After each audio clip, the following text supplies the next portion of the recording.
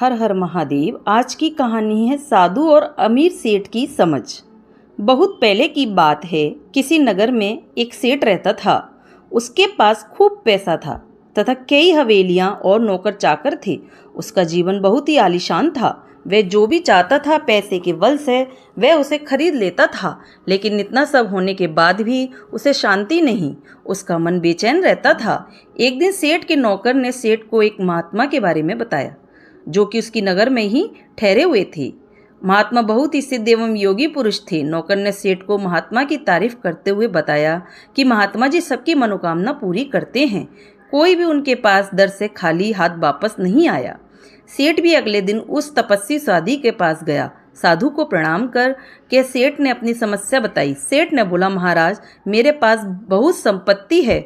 दुनिया की ऐसी कोई वस्तु नहीं जिसका मैं भोग ना कर सकूं, लेकिन मेरा मन बहुत अशांत रहता है, मन व्याकुल रहता है।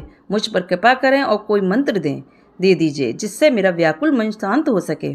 सेठ ने सोचा कि अब साधु महाराज उसकी तकलीफ को दूर करने के लिए कोई मंत्र या ताबीज जरूर देंगे जिससे उसके अशांत मन को राहत मिलेगी। लेकिन तपस्वी साधु ने सेठ को अपने प्रवास स्थल में 7 दिनों के लिए रुकने को कहा। सेठ सहमत हो गया। अगले दिन साधु बाबा ने सेठ को आंगन में बैठने के लिए कहा और खुद साधु महाराज आंगन के बगल में बने अपनी कुटिया के अंदर जाकर छांव में बैठ गए। सेठ ने पूरा दिन आंगन की धूप में बैठा रहा। मन ही मन बहुत ही गुस्से में था, पर वह गुस्सा पी कर रह गया। दूसरे दिन साधु महाराज ने सेठ को आज्ञा दी, आज तुम्हें अन्न का एक दाना भी नहीं मिलेगा और तुम्हें पूरा दिन व्रत रहना पड़ेगा। सेठ पूरे दिन बिना खाना के रह गया। भूख से उसका बहुत बुरा हाल था, किंतु देखा साधु महाराज मजे से खाना खा रहे हैं। सेठ को भूख लगी थी, इसलिए साधु महाराज को देखकर उसे बहुत गुस्सा भी आ रहा था। सेठ को यूं ही जाते देख तपस्वी बाबा ने सेठ को टोका और पूछा कि सेठ क्या हुआ, बहुत जल्दी मन बना लिया यहाँ से जाने का, क्या अब तुम्हें शांति की तलाश नहीं? तब सेठ ने कहा, महाराज मैं बहुत ही आशा के साथ यहाँ आया था। मुझे लगा आप मेरी समस्या का निराकरण करेंगे, परंतु मुझे अब एहसास होने लगा है कि आप मेरी कोई मदद नहीं कर रहे हैं, बल्कि मुझे परेशान कर रहे हैं। मुझे लगने लगा है कि आप चाहते हैं कि मैं यहाँ से चला जाऊँ और इसीलिए आप रोज़ मेरे लिए कोई न कोई समस्या से भरा कार्य मुझे दे देते हैं। साधु महाराज सेठ की बात सुनकर हंस पड़े और बोले, सेठ मैंने तो तुम्हें बहुत धन दिया और तुमने ही कुछ नहीं लिया। सेठ साधु की बात सुनकर आश्चर्य में रह गया और साधु की ओर देखकर बोला कि महाराज मैं तो मुझे कुछ भी नहीं दिया है। साधु ने सेठ से कहा कि पहले दिन जब मैंने तुम्हें धूप में बैठाया और मैं स्वयं छाँव में बैठ गया तो इसके जरिए मैंने तुम्हें समझाने की कोशिश की कि मेरी छाँव तुम्हारे काम नहीं आएगी।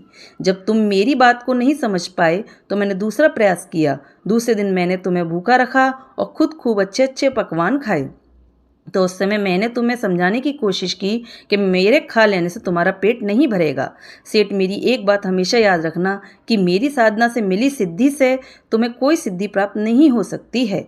आध्यात्म और चिंतन एक ऐसा रास्ता है जहाँ मंजिल तक जाने के लिए यात्रा करनी पड़ती है। मैं बस भटके हुए लोगों को रास्ता बता सकता हूँ। उनके रास्ते में आए हुए बाधा से कैसे मुक्ति पाएं उसका उपाय बता सकता हूँ, लेकिन उस मंजिल तक तुम्हें स्वयं ही जाना होगा। अगर तुम्हें शांति पानी है तो तुम्हें अपनी व्यर्थ की और विलासिता पर नियंत्रण करना होगा। तुम्हारा मन स्वयं ही शांति को प्राप्त कर लेगा। सेठ को साधु महाराज की बात समझ में आ गई और उसने अपनी मंजिल तक जाने का रास्ता मिल चुका था। उसने साधु महाराज को फिर से प्रणाम किया और शांति प्राप्त करने की पथ पर वह निकल पड़ा।